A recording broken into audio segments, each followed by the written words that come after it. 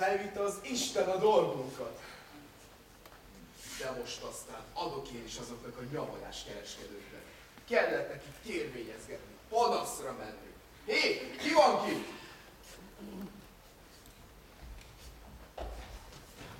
Barátom, rendeld ide a boltosokat mindegy szállig, majd adok én azoknak a disztét. Nem, kalambocskát. Most tudjátok meg, ki vagyok.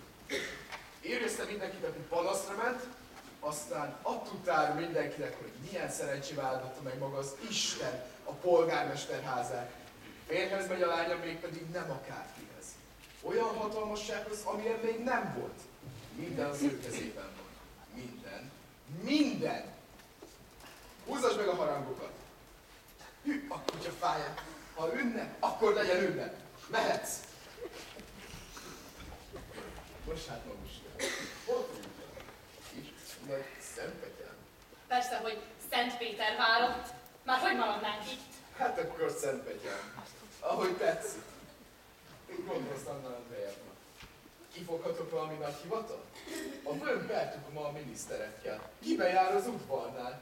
A végén még úgy előétett, hogy generális lesz belőlem. Mit gondolsz, Anna? Lehet belőlem generális? Mert hogy ne lehetne. Persze, hogy lehet. Hű, mindenit. Az volna valami. Generális. Ilyen széles szalag lesz a vállamon. Neked melyik tetszik jobban? A piros vagy a kék? Csak is a kék. Ejha, de kényes lettél. Jó lesz a piros is. Tudod, miért jó generálisnak lenni? Ha valahol utazik az ember, vártatnak előtte a futárok, lovakat. Senki más nem kap lovakat. Nekem meg a kis ujjamat se kell mozdítanom. Hiába várnak, hogy tanácsosok, kormányzó, polgármester. Ugyan, én meg odahajtatok a kormányzó az ebédre, a polgármester meg ott benézheted az állomáson. A mindenit. Ez csábító. Neked mindig ilyen közönséges dolgok járnak a fejedben. Gondold meg, hogy eztán az egész életed más lesz, még a barátaid is nem ilyenek, mint ez a bírónő, ez a kis, nem mondom mi, akivel nyulászni szoktál, vagy ez a Zemjanita. Finom körökben fogsz forogni mindenféle nagy urak, grófok közt. Bevallom, aggódom miattad. Te néha olyan szavakkal dobálozol, amiket jó társaságban ki sem szabadna ejteni. Hát aztán, kinek árt a szó? Jó, eddig rendben volt, polgármester voltál, de ott mindenki egészen más. Igen, azt mondják, van ott két halfajta. A törpömoréna, meg a viaszlazac.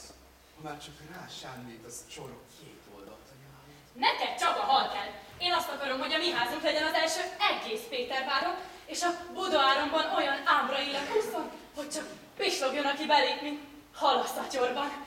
Jaj, de finom! A hozott Isten galambocskái! Adjon is már a piszkát, jó egészséget! Megy apu! Rönfösöknek, szatócsoknak kell enged befeketíteni! Tolvaj népség! Rablóbanda! Sátánfajzat! Még ti mertek tátogni? Ne, tessék! Tudjátok?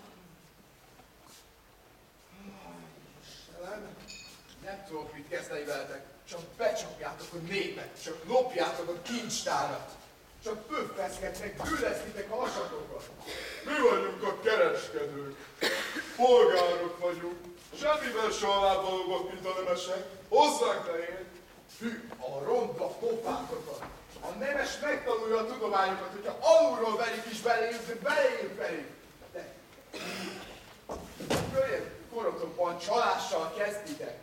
Már a kisinas felképeli a korszály, hogy nem bírja becsapni a vevőt. Mivel vagytok olyan nagyra? Te például naponta 16 szamolátját bevedelsz? Köpök rátok. Hát így kezdtünk, Ázon Antonovics. Bűnösök vagyunk. Bűnösök vagyunk.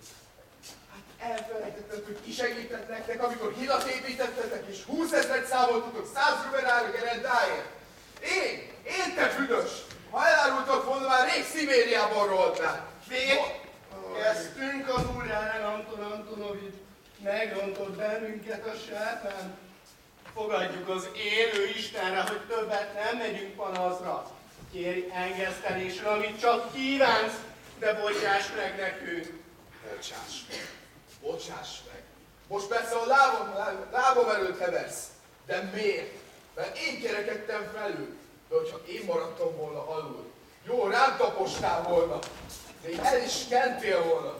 Irgalom, kegyelem, ne tétünk rá, Tuskánk.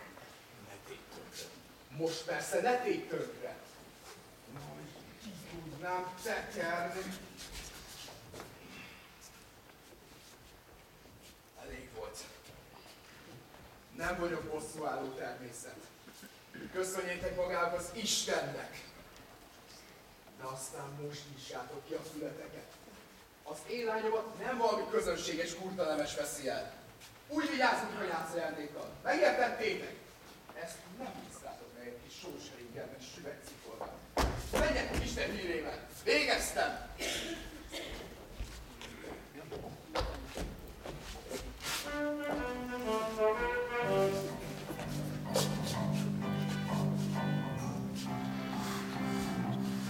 Igaz ez, Anton Antonovics? Micsoda szerencse! Szívből gratulálok ehhez a ritka szerencséhez. El sem tudja képzelni, mennyire örültem, amikor meghallottam. Anna Andrejevna, Mária Antonovna.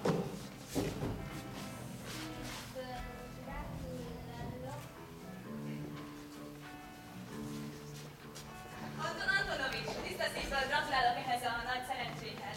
Anna Andrejevna fogadja a legmelegebb jó kívánságaimat. Hol szeretnék gratulálni? Anton Antonovics, teljes szívből gratulálok! Ez a nagy tisztességhez. Anna Andrejevna! Mária Antonovna! Mária Antonovna, teljes szívből gratulálok!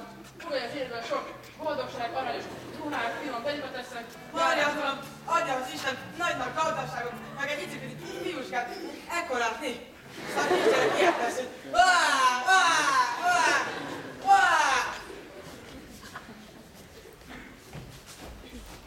Van szerencsém, vádolkodom. van szerencsém nagyságos uramnak alázatosan gratulálni és holtig tartó boldogságot kívánni. Köszönöm. Foglaljon helyet, kérem. Anton Antonovics, mesélje már rá, hogy kezdődött a dolog, és hogy jutott idáig. Csodálatos volt. Ő kegyelmessége személyesen kérte meg a lányom kezét. És milyen finom, milyen tapintatosan, micsoda előkelőség volt abban, ahogy mondta. Anna Andrejevna, engem kizárólag a kegyed iránt táplált, nagyra becsülés és őszinte tisztelet vezérelt. Milyen szép volt, milyen gálás. Anna Andrejevna, higgy el, az én egész életemet fabatkát sem érne, ha a kegyed ritka erényei és vájai. De mamuska, hiszen ezt nekem mondta. Ugyan hagyd ezeket a butaságokat. Anna Andrejevna, a kegyed iránti tisztelet és rajongás, jaj, csak úgy árad belőle az elragadtatás. És amikor éppen felelni akartam, hogy mi nem is reméltünk ekkora szerencsét, hirtelen térdre esett, és a legnemesebb hétben kiáltotta. Anna Andrejevna, könyörgöm, ne tegyen boldogtalanná. Viszonozza érzelmeimet, mert ha nem, én végzek magammal. De mamuska, hiszen ezt is én rám értettek. Jó, te rólad is esett szó, nem tagadom. És hogy megijesztett? Azt mondta, főbe lövöm magam. Főbe lövöm magam. Ne mondja.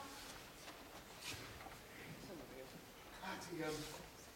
Bizony ez történt. Nem volt. Rám a sors kifürkészhetetlen útjai.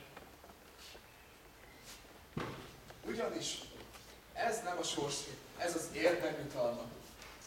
Mindig az ilyen disznóknak az övének volna szerencs. Nem bánom, Anton Antonovics, legyen az öné az a kankutya, amire múltkor eljutott. Nálam is én most a maga kankutyáját. Ha nem tetszik, megalkothatunk más kutyára is. Jaj, Anna Andrejevna, hogy örülök a szerencséjüknek. El sem tudja képzelni. Ha szabad kérdezni, hol tartózkodik a becses vendég? Úgy hallottam, elutazott valahol. Csak egy napra utazott el. Rendkívül fontos ügyben. Nagybátyjához ment, hogy áldását kérje. Igen, hogy áldását kérje. De holnapra...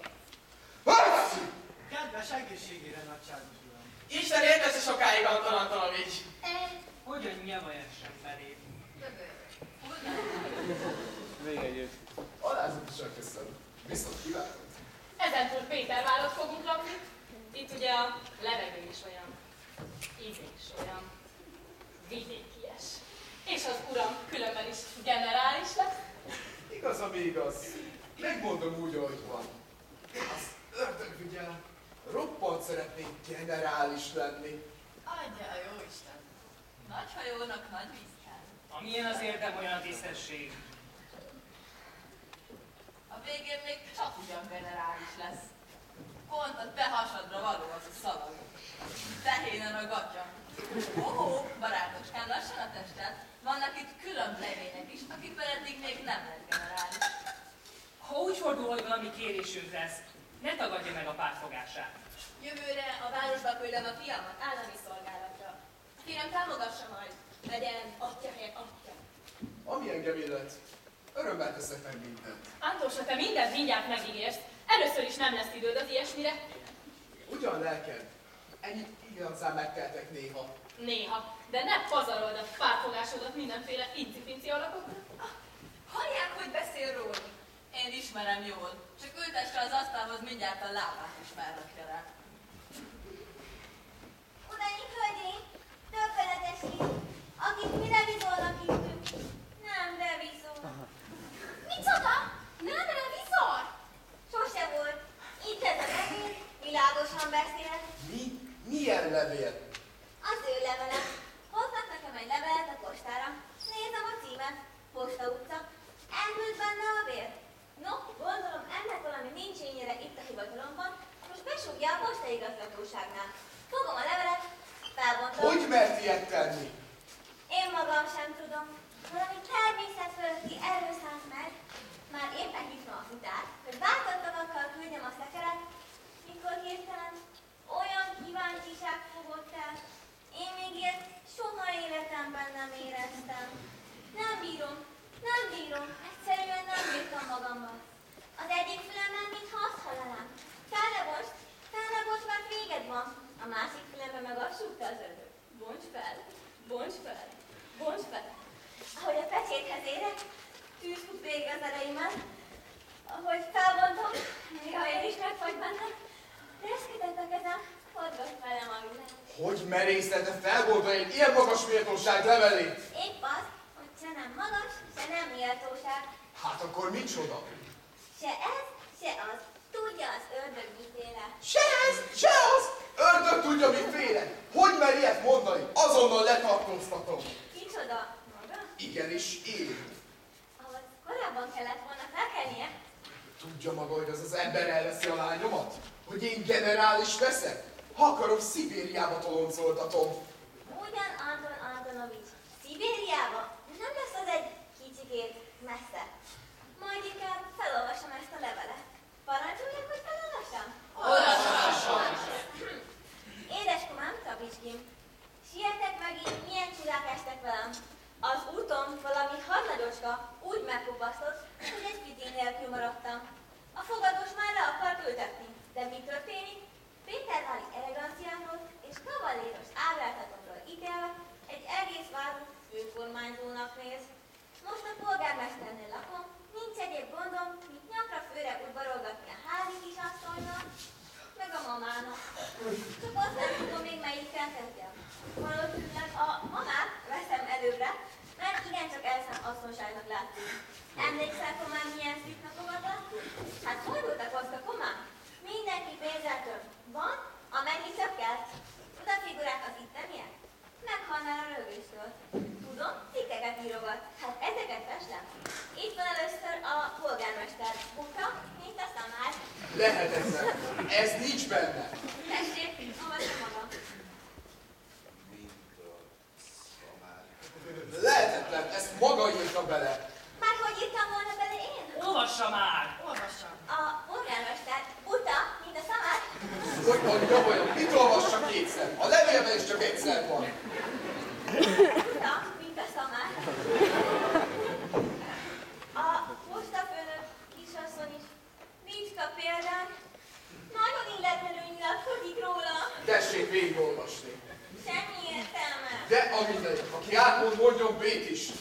végigolvasni.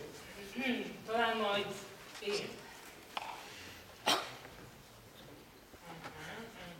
Ó, a postafőnök kisasszony szakasztott olyan, mint a szomszédasszonyod a bolyán. Fogadni mernék, hogy ennek is sok van a füle mögött, csak úgy dől belőle a pacsuliszak. Moromba, fráter! A közjótékonysági főgond... No, Miért állt meg? olvashat én, mint az írás. Különben is nyilvánvaló, hogy közönséges szélhános. Adja csak az én szemem jó. Nem kell, itt alul már olvashatom. Hagyjad szám, hagyj olvasszam! Nem kell, itt alul már minden világos. Nem, ne hagyjunk ki semmit. Az elején sem hagytunk ki semmit. Adja oda a levelet. A közjótékonysági főgondnok Zernyegyika tisztára disznófehér kalapban.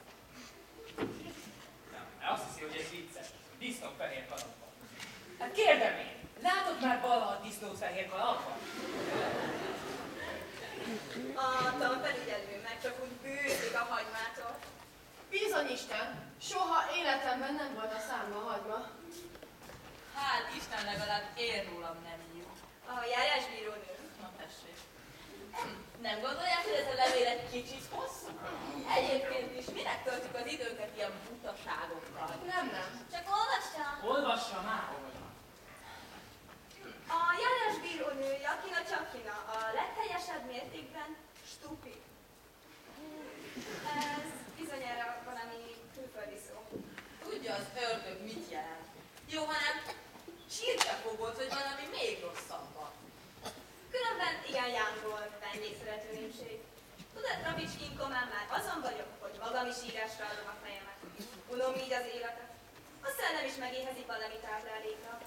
Látom már, hogy előbb-utóbb valami okos dologhoz kell fognom. Címem, Potykatyilok a falva, szaratoni kormányzóság. Csókolom anyátugod és mennyasszonyod, Ivan Alekszandrovics Moszkvó. Tekintetes Iván Vassziljevics Rabicskin úrnak, Szentpétervár, Posta utca 90.